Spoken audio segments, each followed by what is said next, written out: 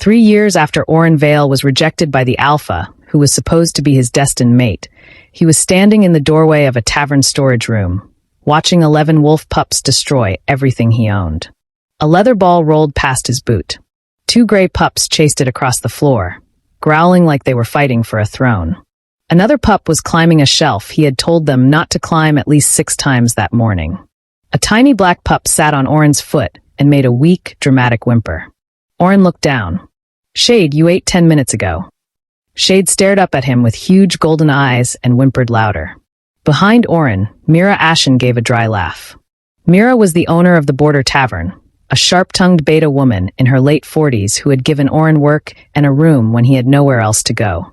She pretended she did not care about the pups, but she was also the one who saved meat scraps, old blankets, and cracked bowls for them. "That little one stole dried meat from my kitchen yesterday," Mira said.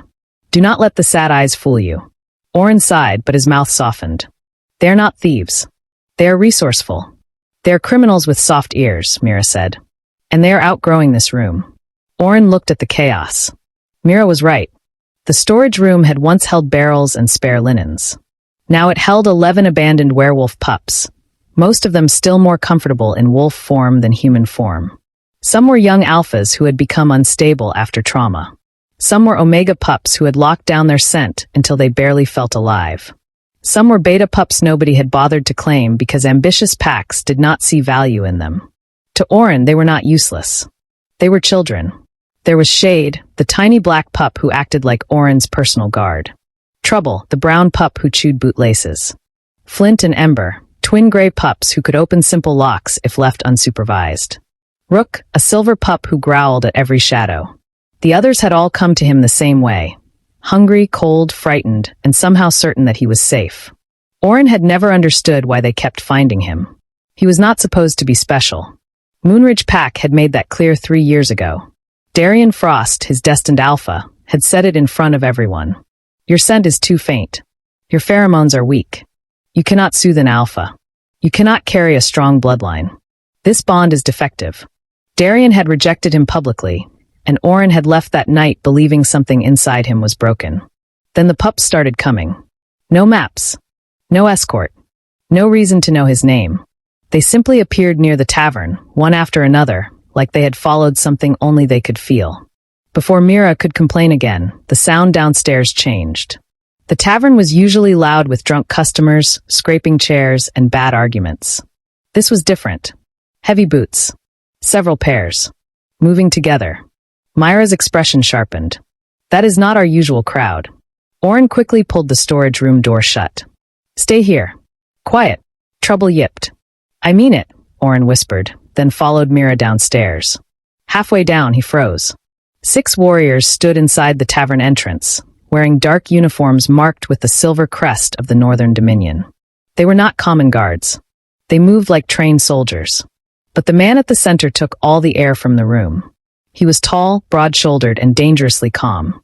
His black hair fell slightly past his collar, and his eyes were the color of winter storms. His scent reached Oren from across the room, controlled but unmistakable. Pine, smoke, cold air, and alpha power. Not just an alpha king. Mira leaned close and whispered, "That is Corin Nightfall, ruler of the Northern Dominion. What is he doing in my tavern?" Corin's gaze swept over the room, checking exits, people, threats. Then his eyes landed on Oren. For one long second, he looked almost relieved. "I am looking for someone," Corin said. His voice was deep, rough, and tired. "A male Omega named Oren Vale. Rejected by Moonridge Pack 3 years ago. Now living near the border and taking in orphan wolf pups." Oren's stomach dropped. Mira stepped slightly in front of him. And why would the Alpha King of the North care about a tavern worker feeding abandoned children? Corin did not look away from Oren. Because they are not just abandoned children. They are pups who should not have survived alone. But they did because they found him. Oren forced himself to speak. "I do not know what you mean." "Yes, you do," Corin said gently. "They come to you, don't they? Pups with no family, no map, no reason to know where you are. They cross roads, forests, and pack borders because something in them knows you are safe." Oren went still. Upstairs, behind the storage room door, one pup gave a muffled yip. Then another. Corin's expression shifted, like that small sound confirmed everything. You are not a defective Omega, Oren. Darian Frost was wrong. Oren's throat tightened. Corin continued carefully. Your scent was never meant to attract grown alphas. That is why Darian could not understand it. Your scent is for the lost. For pups who have been abandoned, orphaned, or broken by grief. In the old records, Omegas like you were called moon shepherds. Mira went silent. Oren shook his head. That is not real. It is, Corin said. And I have spent 6 months searching for one. Before Oren could answer, a crash came from upstairs. Then tiny claws scratched against wood. A moment later, Shade appeared at the top of the stairs, having escaped the storage room. The black pup ran down, planted himself in front of Oren, and growled at Corin Nightfall, as if he could fight an alpha king with baby teeth alone. One guard moved. Corin raised a hand, stopping him at once. Then he looked at Shade, not offended, but almost moved. A wounded pup does not protect someone like that unless that person is home. Oren bent and lifted Shade into his arms. His voice came out quieter than he wanted. What do you want from me? Corin's face became serious. My territory is full of orphaned pups after the frost fever. More than 400. We give them food, shelter, medicine, and protection. But they are still fading. Some will not eat. Some will not shift. Some have locked their scent so deeply our healers cannot reach them. He stepped closer, but kept his alpha pressure low. I came because I need your help. Oren stared at him. 3 years ago, an alpha had called him useless in front of an entire pack. Now an alpha king stood in a border tavern, asking for him like he might be the only answer left. Then every pup upstairs went silent. Not playful silence. Listening silence. Shade lifted his head in Oren's arms and turned toward the north-facing window. Behind the storage room door, the other pups began to whimper softly. Oren looked north.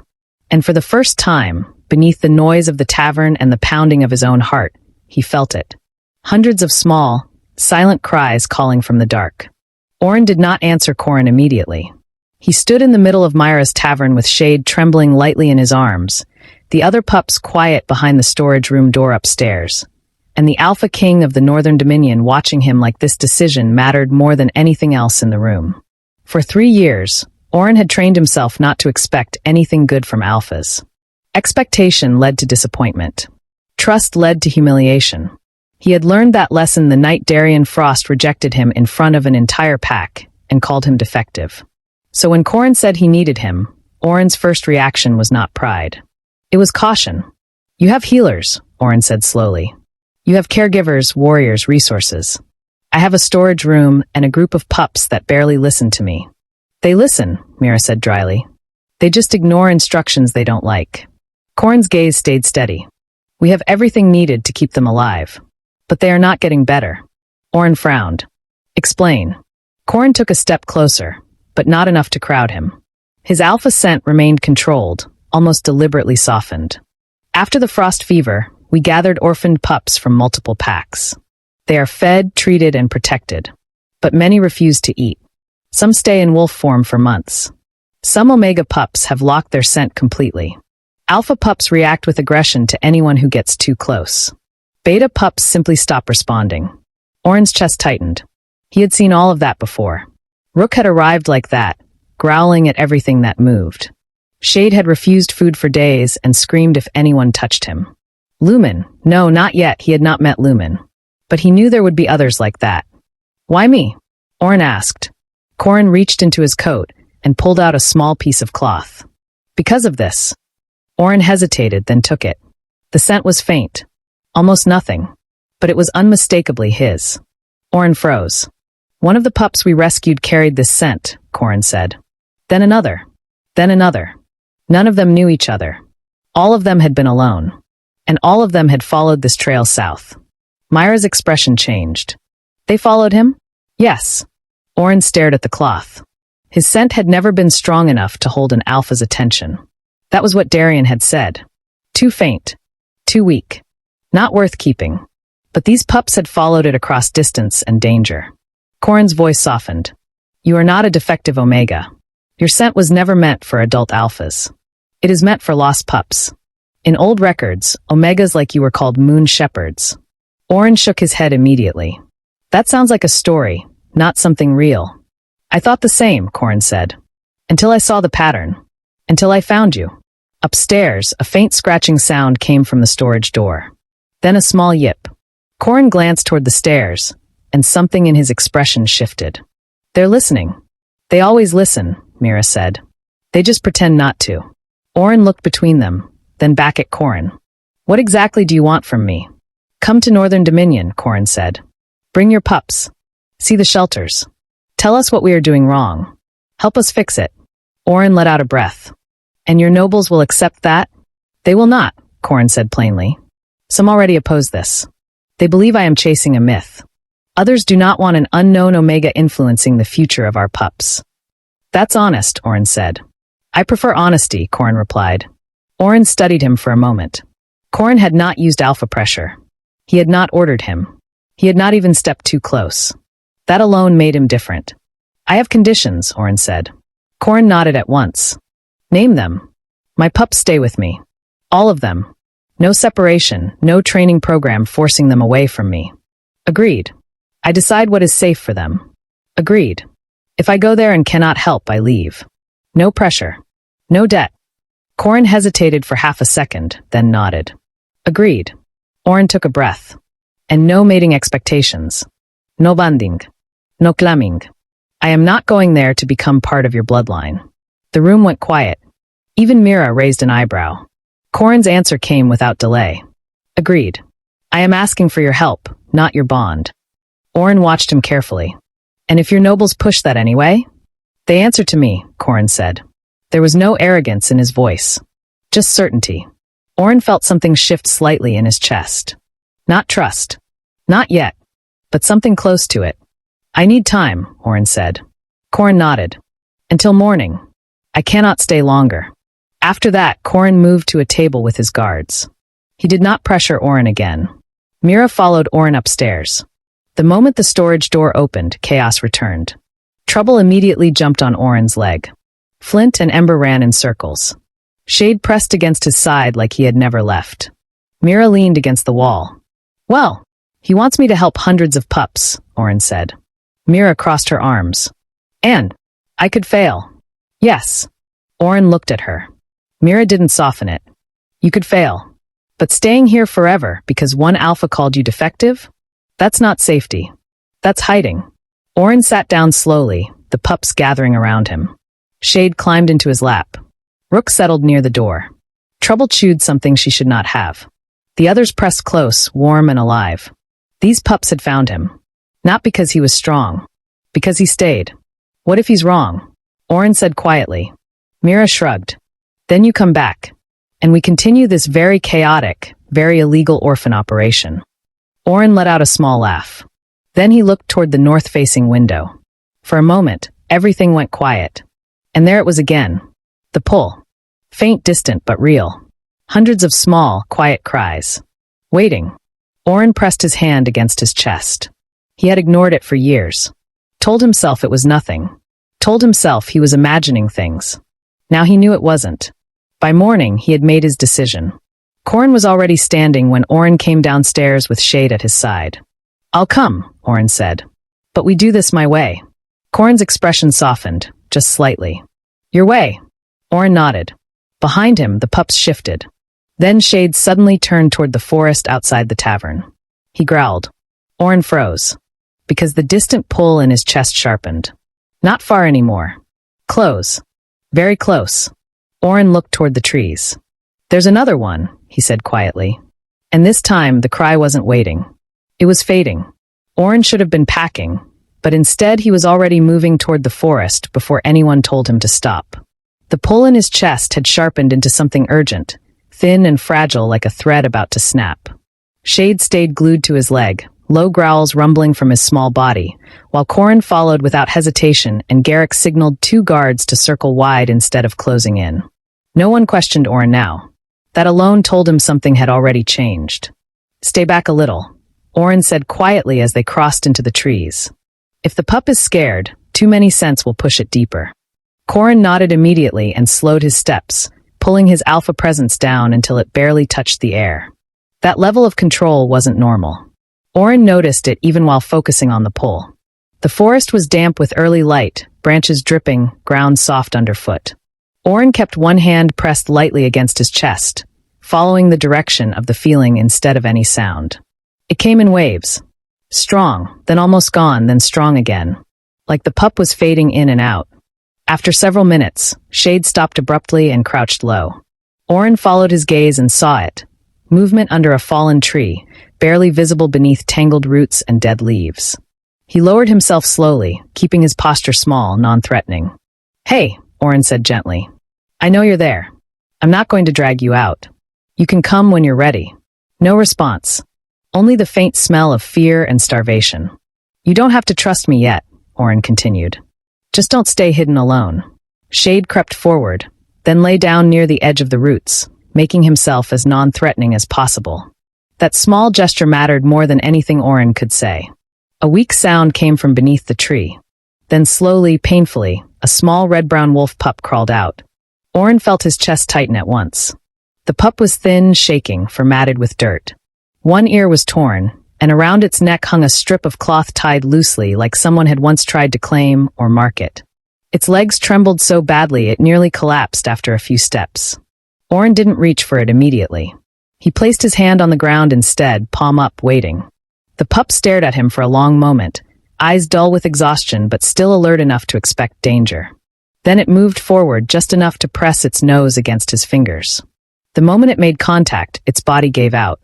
A broken whimper escaped as it leaned into him. Oren caught it carefully, pulling it against his chest. "You're okay," he whispered. "I've got you." Behind him, Garrick let out a quiet breath. That pup shouldn't even be standing. Corin stepped closer, but still not enough to overwhelm the moment. His eyes dropped to the strip of cloth. "What pack?" Oren glanced down. "I don't know." Corin crouched slightly. "May I?" Oren nodded. Corin turned the cloth just enough to reveal a faded symbol, an old tree wrapped in a crescent shape. Garrick's expression changed instantly. "Elder Grove." Oren frowned. "What's that?" Corin's voice went colder. "A small allied pack. Reported fully lost during the frost fever. No survivors." Oren looked down at the pup in his arms. "Then this one was never meant to be found," Garrick said. The implication settled heavy. Oren didn't push further. Not now. The pup needed warmth, not answers. Mira appeared from behind them, breath slightly uneven, but pretending she wasn't worried. "If you're done uncovering political disasters, give me that baby before he freezes again." Oren handed the pup over just long enough for Mira to wrap him in a blanket, then took him back. The pup's body was still trembling, but slower now. "Alive. He needs a name," Mira said. Oren looked at him. "Small. Broken. Still here." "Lumen," Oren said. "Because there's still light." The pup shifted slightly at the sound, like something inside him recognized it. By the time they returned to the tavern, the other pups were already in chaos. Trouble barked like she had discovered a rival. Flint and Ember circled Lumen with suspicious curiosity. Rook checked the forest edge like he expected something to follow them. Shade stayed pressed against Oren's leg. Oren sat down and let them adjust on their own. That was always the way. No forcing. No introductions. Just space and presence. Lumen didn't resist when Shade curled beside him. That was enough for now. Corin watched the entire scene quietly. "This happens often?" he asked. Oren didn't deny it this time. "They find me." Corin nodded slowly, like that confirmed everything he needed to know. They left the tavern before noon. Mira stood outside with her arms crossed, pretending she wasn't emotional. "Write to me," she said. "And don't let anyone in that fancy place tell you you're less than what you are." Oren hugged her. "I won't." The journey north started messy. Trouble immediately tried to claim the carriage as her territory. Flint and Ember turned the seats into a battlefield. Rook stayed alert at the window. Shade refused to leave Oren. Lumen slept almost the entire time, waking only to eat a little. Corin rode alongside for most of the trip, checking in without stepping too close. At one stop, he held out his cloak. "For warmth," he said. "Nothing else." Oren hesitated, then took it. The scent was controlled, steady. Not overwhelming. Not claiming. Just safe. That surprised him more than anything. On the third day, the landscape shifted. Stone markers lined the road. The air grew sharper. And then nightfall came into view. Massive. Structured. alive with movement. Oren stared at it. That's a lot. Garrick grinned from horseback. Try not to look too impressed. He'll get worse. I heard that, Corin said without turning. The carriage stopped at the main entrance. Corin opened the door and offered his hand. Oren took it. Just a step down. Nothing more. A woman approached immediately, silver-streaked hair, sharp eyes, controlled posture. Celine Marrow, Corin said. Head of Territory Operations.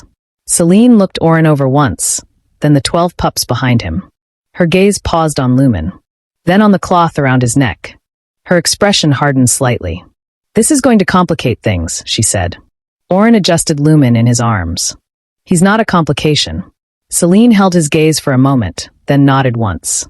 Rooms are ready. You'll rest tonight. Tomorrow, you meet the shelters. Oren looked past her, beyond the walls, toward the north. The pull hit him again. Stronger now. Not one. Not a few. Hundreds. Waiting. That night, in a room far larger than anything he was used to, all 12 pups woke at the same time. They turned toward the same direction. No sound. Just knowing. Oren sat up slowly. Because beyond the safety of the keep, something was calling. And now that he was here, it wasn't going to stop. The first shelter looked perfect. That was the problem. Warm lighting, clean floors, soft bedding arranged in neat rows, bowls of fresh food placed at equal distances, caregivers moving carefully between groups. Everything was organized, efficient, controlled. And completely wrong. The moment Oren stepped inside, his chest tightened. The silence was too heavy. Not calm. Not restful. It was the kind of silence that came when too many children had already learned that no one was coming back. Dozens of pups filled the space. Some curled into themselves in wolf form, backs pressed against walls. Some sat in human form, knees pulled close, eyes empty. A few looked up when Corin entered, reacting instinctively to alpha presence, but most didn't move at all. Oren's pups shifted closer to him. Even Trouble didn't make a sound. Celine stood beside him, voice low but precise. Shelter 1. 138 pups. Ages range from infant to early development. All physically stable. Oren didn't look at her. He was watching a small gray pup sitting in front of a full food bowl. The pup wasn't eating. How long since he touched that? Oren asked. Celine checked her slate. Win. Omega pup. 3 days without proper intake. A caregiver stepped forward quickly. We tried feeding schedules, gentle encouragement, scent stimulation. Stop, Oren said softly. The caregiver froze. Oren walked over, then crouched a few feet away from the pup. Not too close. Not reaching. Hi, Win, he said quietly. You don't have to eat for me. No response. Oren sat down fully on the floor. Behind him, Shade moved first. The small black pup walked forward, sniffed the bowl, took a small bite, then lay down beside it like it wasn't a big deal at all. Win's ears twitched. That was it. That tiny reaction. Celine watched closely. You're not intervening? He's not refusing food, Oren said. He's refusing pressure. Across the shelter, things began to shift. Trouble approached a group of pups hiding under a table and gave a series of sharp yips, like she was scolding them for something only she understood. Flint and Ember found a pile of cushions and immediately started rearranging them into a messy structure. 2 nearby pups watched. Then one crawled closer. Then another. Rook positioned himself near the window, alert and still. 3 tense alpha pups drifted toward him, drawn to his steady presence without even realizing it. Lumen, still weak, curled beside a trembling pup and didn't move away when the other flinched. Oren didn't direct any of it. He just allowed it. That's not structured, Celine said quietly. No, Orindiplaid. It's real. He moved slowly through the shelter, not trying to fix anyone. He sat beside a beta pup who wouldn't look at him and said nothing at all. He told another pup, you can miss them. That doesn't make you weak. He told a small alpha pup who kept growling. You don't have to fight everything today. He didn't force eye contact. He didn't demand response. He stayed. That was the difference. By midday, something changed. Not dramatically. Not magically. But enough. Win took one small bite from his bowl after watching Shade again. A beta pup leaned against Flint's uneven cushion structure instead of sitting alone. 2 omega pups shifted closer together without being told. A caregiver covered her mouth. He ate. 1 bite, Oren said. That's enough for today. Corin stood a short distance away, watching everything with careful attention. We tried to make them recover, he said quietly. Oren glanced at him. You tried to move them forward. They're still stuck back there. Corin didn't argue. Celine lowered her slate slowly. Then what do they need? Permission, Oren said. To not be okay yet. The words settled heavily. For the first time, Celine didn't write anything down. Later, Oren sat near the wall, exhausted. Shade and Lumen rested against him. His head leaned back for just a second. When he opened his eyes, Corin's cloak was draped over his shoulders again. Corin sat nearby, not touching, just present. You should have woken me, Oren said. You needed rest, Corin replied. Oren looked around. The shelter wasn't healed. But it wasn't frozen anymore either. That mattered. Then Celine returned. Her expression had hardened again. The council knows, she said. Corin stood immediately. Already? Yes. Lady Varel Thorn is demanding your presence tonight. Oren frowned. Why? Celine looked at him directly. Because you're a problem. Corin's voice dropped. She's testing him. She's challenging your authority, Celine corrected. Oren let out a slow breath. Of course. It couldn't be that simple. That night, the great hall felt colder than the shelter. Nobles stood in clusters, watching him openly now. Some curious. Some skeptical. Some already dismissive. Oren stood beside Corin, wearing formal robes that didn't feel like his. Lady Varel Thorn approached with a smooth smile. Elegant. Controlled. Dangerous. So, she said, voice just loud enough for others to hear. This is the rejected Omega His Majesty believes will save our territory. The words hit. Even after everything, they still hit. Before Oren could respond, Corin stepped slightly forward. Oren has done in one day what your methods failed to do in months, he said. Varel's smile didn't break. Temporary emotional shifts are not long-term solutions. Oren met her gaze. Neither is forcing children to act like they're healed. A few nobles shifted uncomfortably. Varel tilted her head slightly. You speak boldly for someone with no rank. I speak as someone who stayed, Oren replied. That landed. For a brief second, silence. Then, the doors burst open. A guard rushed in, breath uneven. Your Majesty, Shelter 3, emergency. Corin turned instantly. Report. Omega Pup. Silent drop. No response to healers. Everything in Oren snapped into focus. No hesitation. No fear. Just movement. I'm going, he said. Corin didn't stop him this time. As they rushed out of the hall, Oren felt it again. That pull. But not distant. Not faint. This time, it was breaking. Oren didn't remember crossing the distance from the hall to Shelter 3. One moment he was standing under the eyes of nobles. The next he was moving fast through stone corridors with Corin beside him and Celine already ahead, issuing orders. The pull in his chest wasn't distant anymore. It was sharp, fragile, like something slipping through his fingers. When they reached the shelter, the atmosphere hit him immediately. Not quiet this time. Panicked. Caregivers clustered near the back wall. Several pups cried in uneven bursts. Others had retreated into corners, eyes wide, reacting to the fear of the adults more than anything else. Oren pushed through gently. Move a little, please. They parted without question. On the floor, on a low sleeping mat, lay a small silver wolf pup. Too still. Oren dropped to his knees beside him. What's his name? He asked. Soren, Celine said. Omega Pup. 8 months since last shift. Minimal response for weeks. A healer nearby spoke quickly. His scent vanished completely. No emotional response. Pulse dropping. Oren looked at Soren. Clean fur. Warm body. Everything done right. And still. Gone. He didn't touch him. Not yet. Soren, Oren said softly. I'm here. No reaction. Behind him, footsteps. Corin. Controlled. Present. What is silent drop? Oren asked quietly. Celine answered. When an Omega shuts down completely. It's survival turning inward. Sometimes they don't come back. Oren's chest tightened. No. Not this one. Stop all stimulation, Oren said. The healer blinked. But. Stop. The word wasn't loud. But it carried. Everything stilled. From the doorway, Lady Varel's voice cut in, sharp and measured. So your solution is to do nothing while the pup dies? Oren didn't turn. Stay, he said calm. Watch. Then he sat on the floor beside Soren. Not touching. Just there. Seconds passed. Then minutes. Nothing changed. Somewhere behind him, one of the caregivers shifted nervously. Oren ignored it.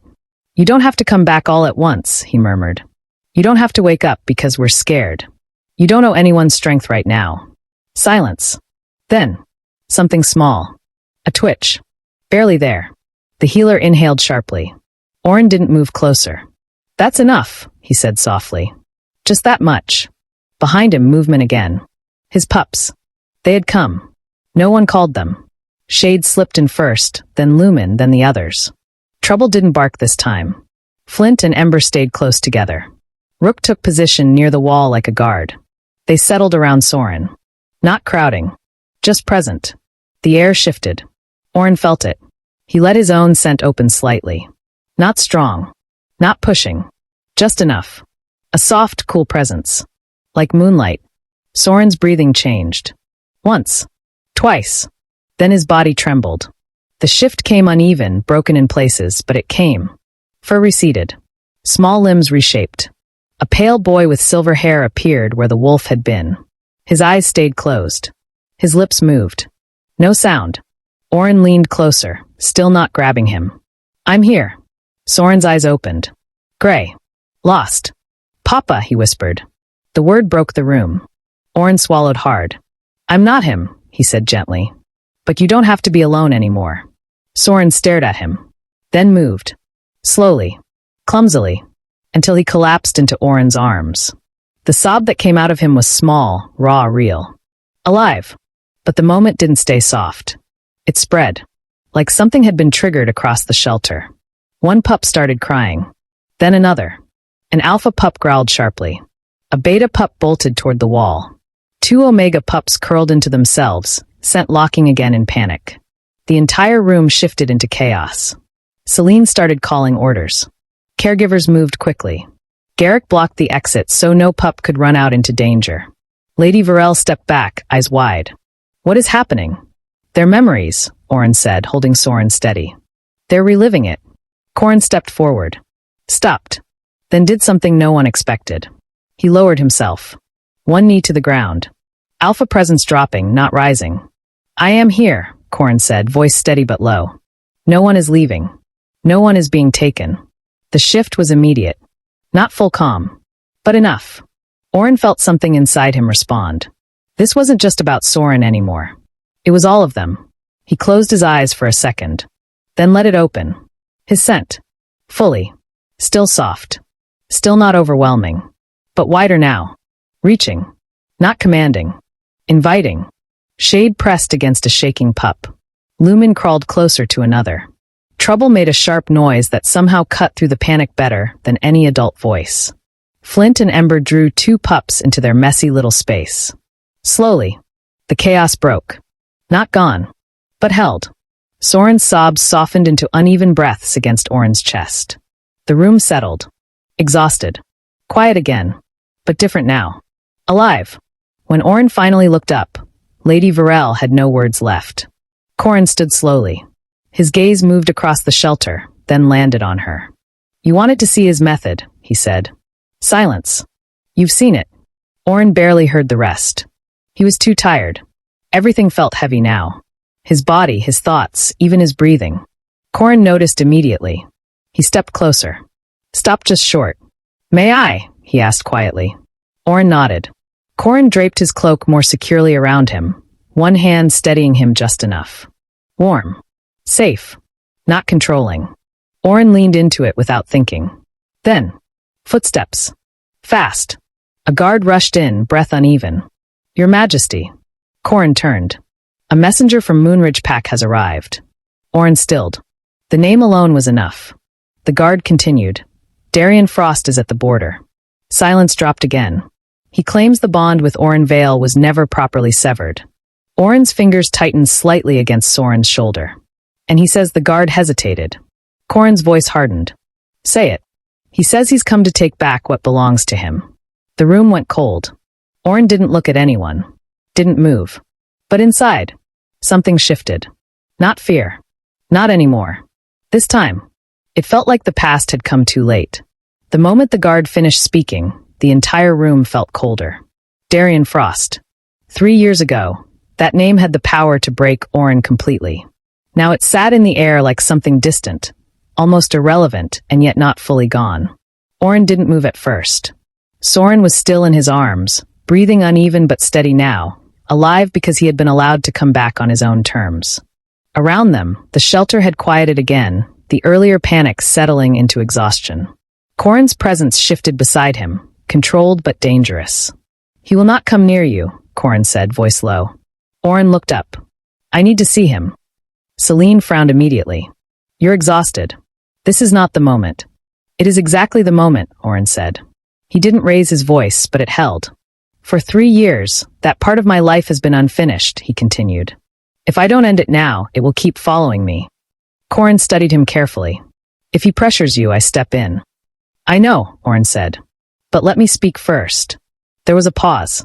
Then Corin nodded once.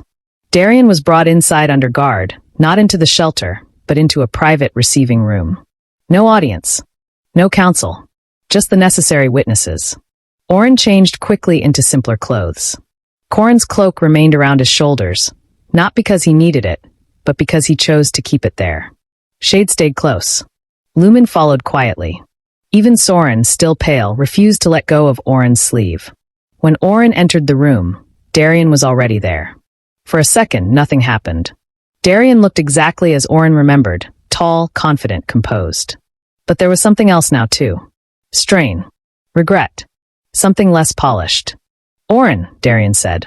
Oren didn't respond to the tone. "Why are you here?" he asked instead. Darian hesitated, then stepped forward slightly. "To fix what I did." Shade growled softly. Oren placed a hand on his head. Not to silence him, just to steady him. "Then say it clearly," Oren said. Darian swallowed. "I was wrong. About you. About the bond. About everything." Oren nodded once. "Yes." The simplicity of the answer seemed to hit harder than any accusation. "I didn't understand your scent," Darian continued quickly. "It was too faint. I thought it meant weakness. I thought I needed something stronger. A better match for my future, my position." "You chose status," Oren said. "Yes," Darian admitted. "And you rejected me publicly to justify it." Darian's jaw tightened. "I thought it was the right decision. And now?" Darian's voice dropped. "Now I know it wasn't." Silence stretched. Oren didn't feel anger the way he expected. Just distance. "You didn't just make a mistake," Oren said. "You made sure everyone believed I was the problem." Darian flinched. "I left thinking I was broken," Oren continued. "That something was wrong with me. That I wasn't enough for even my own bond." Darian took another step forward. "You weren't broken. I see that now." Oren didn't step back. But he didn't step forward either. "That's the difference between us," Oren said quietly. "You see it now because it has value. Because other people recognize it. Because it matters politically." "That's not true," Darian said. "It is," Oren replied. "You regret losing something rare. Not hurting someone who trusted you." That landed. Hard. For a second, Darian didn't have an answer. Then instinct kicked in. A faint wave of alpha presence slipped from him. Not a full command. Just pressure. Familiar. Possessive. The kind that used to make Oren lower his head without thinking. This time, nothing happened. Oren stayed exactly where he was. Behind him, Corin's presence shifted, colder now, ready to intervene. But Oren didn't need it. "I don't belong to you," Oren said calmly. Darian froze. "The bond is gone," Oren continued. "You ended it. And I'm not going back to something that only existed when I made myself smaller." Darian's expression cracked. "I can fix it." "No," Oren said. "You can't. And I don't need you to." Soren stepped slightly forward, still holding Oren's sleeve. His voice was quiet but steady. "He stays with us." Lumen moved closer on the other side. Shade bared his small teeth. Darian looked at them, then back at Oren, something like realization settling in too late. "You've changed," he said. Oren shook his head slightly. "No. I just stopped believing you." That ended it. Not anger. Not shouting. Just clarity. Oren turned slightly. "I'm done." Corin gave a small signal. Garrick stepped forward from the door, expression unreadable. "This way." Darian didn't resist, But before he could be let out, another guard rushed in with a slate. Your Majesty. The Elder Grove investigation. Corin's focus sharpened instantly. Report. The guard hesitated briefly, then continued. Records confirm discrepancies. Several pups marked deceased were never recovered. Reports signed by Allied representatives. Garrick stepped closer. Names. The guard read from the slate, including Darian Frost of Moonridge Pack. The room went still. Oren looked at Darian. Darian's face had gone pale. I signed what I was given. It was administrative. You signed without verifying, Corin said. I trusted the report. And children died because of that trust, Corin replied. Darian had no answer. Oren thought of the forest. Of Lumen under that fallen tree. Alone. Almost gone. And suddenly, the past didn't feel heavy anymore. It felt finished. Corin turned to Garrick. Detain him. Formal inquiry. Notify Moonridge. Garrick nodded. Gladly. As Darian was taken away, he looked back once. Oren didn't move. Didn't speak. Didn't need to. That silence said everything. When the door closed, the tension broke. Oren exhaled slowly. His body felt lighter. Not because things were easy, but because something was finally over. Corin stepped closer, stopping just within reach. Are you all right? Oren nodded. Better than I expected. You were strong. I was honest, Oren said. Corin's expression softened slightly. That's harder. There was a pause. Quiet. For the first time since the guard arrived, everything felt still. Oren looked at Corin. Really looked. At the way he had held back. The way he had respected every boundary. The way he had chosen protection without control. I think Oren started, then stopped. Corin waited. I think I'm starting to trust you, Oren finished. Corin didn't smile. But something in his eyes changed. That's enough, he said quietly. Oren let out a small breath. But before the moment could settle fully, the door opened again. Celine stepped in, expression tight. The council has called an emergency session, she said. Corin's gaze sharpened. On what grounds? On yours, Celine replied. And his. She looked at Oren. They're demanding a formal trial to determine whether your methods are valid or dangerous. Oren felt the weight of it immediately. Not just politics. Not just reputation. Everything he had started could be taken away. And this time, it wouldn't just be him affected. By morning, the entire keep knew. The council hall was filled long before Oren arrived. Nobles lined the upper tiers, their expressions ranging from curiosity to quiet hostility. Caregivers stood along the walls, tense but hopeful. Guards remained at every entrance, not because of danger, but because everyone understood something important was about to be decided. Oren walked in beside Corin, but not behind him. That detail mattered. Corin could have ended this already. One command, one display of alpha authority, and the council would fall in line. But he hadn't. He was letting Oren stand on his own, not because Oren needed permission to be protected, but because this moment needed to be undeniable. Celine stepped forward to open the session. By request of the council, a recognition trial will determine whether Oren Vale's methods are legitimate and safe for long-term pup welfare. Lady Varel Thorne stood across the hall, composed as always, though there was tension in her posture now. We are not questioning intent, she said smoothly. We are questioning stability. Emotional disruption, mass behavioral shifts, unpredictable reactions. These are risks. Oren met her gaze. Healing isn't neat. That is exactly the concern, Varel replied. Corin's presence cooled the air slightly, but he said nothing. Celine continued. The trial is simple. No alpha influence. No caregiver intervention. The pups will be brought in. If they choose Oren freely, his authority stands. If not, the council will review alternative leadership. A quiet murmur spread through the room. Oren took a slow breath. This wasn't about proving himself. It was about protecting what the pups had already begun. The doors opened. The first group entered slowly. Some in wolf form, some in human form. Hesitant. Watching everything. Wynn was among them, the small gray Omega who had refused to eat. He stood near the front, eyes searching the room until they landed on Oren. Oren didn't move. Didn't call. Didn't reach. He simply stood there, steady, open, present. And then, he let his scent settle. Not push. Not command. Just exist. Soft. Calm. Familiar. Like a place they had already been. For a moment, nothing happened. Lady Varel's expression almost shifted toward satisfaction. Then Shade walked forward. Calm. Certain. He sat at Oren's feet without hesitation. Lumen followed next, still a little unsteady, but no longer fragile.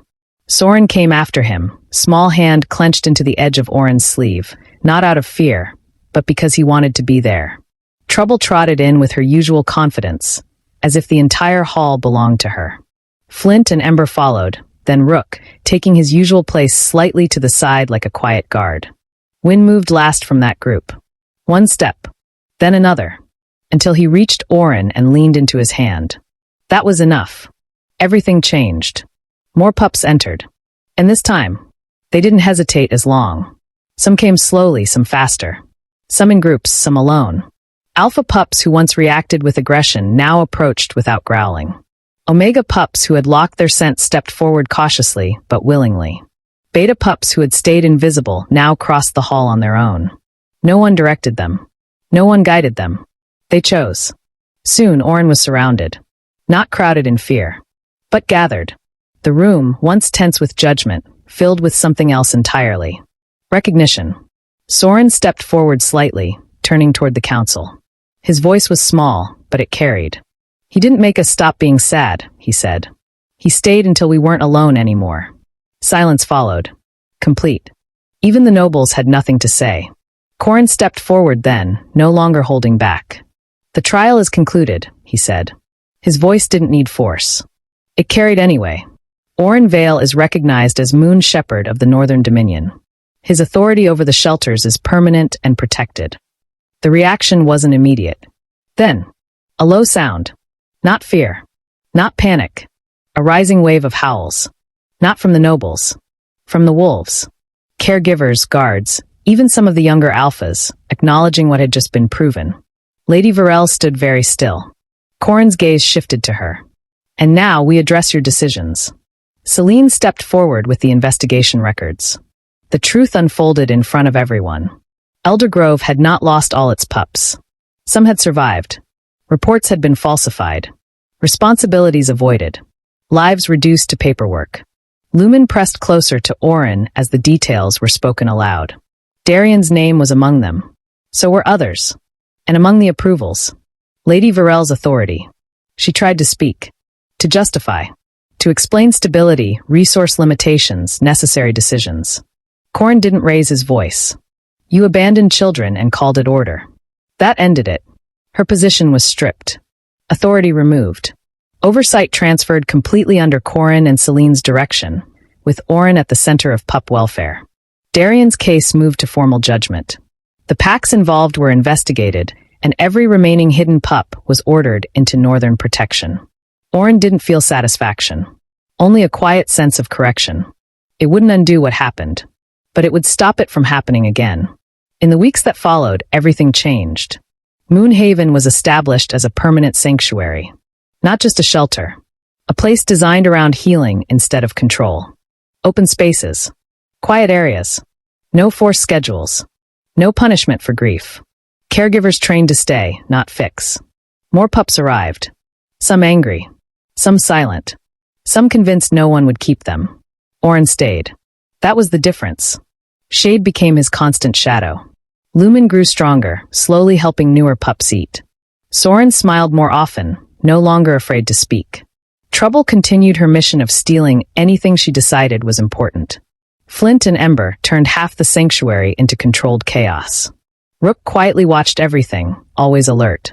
And Corin didn't rush anything. He stayed close, but never too close. He asked before touching. He gave space when needed. He stood beside Oren, not over him. One evening, standing at the edge of Moonhaven as snow began to fall, Corin spoke quietly. I would like to court you. Properly. No pressure. No bond unless you choose it. Oren looked at him. At everything he had done. At everything he hadn't forced. Okay, Oren said. That was enough. Months later, Mira visited. She stood at the entrance of Moonhaven, watching hundreds of pups running, playing, living. For once, she didn't have a sharp comment ready. Oren hugged her. Mira held him tightly. I told you that room was too small. Oren laughed. This time, there was no pain in it. That night, Oren stood on the balcony with Corin, watching the lights of Moon Haven glow softly in the dark. Pups laughed below. Voices called out. Life moved. Oren felt it all. The past. The loss. The healing. And the future. Happy? Corin asked. Oren nodded. Yeah, I am. Because he finally understood something simple. He had never been defective. His strength had just never been meant for the place that rejected him. It was meant for the ones who needed him. And this time, he had found them. Thank you for listening to the end of this story. If this journey stayed with you, remember this. Being rejected once does not define your worth. Sometimes it only means your real place is waiting somewhere else.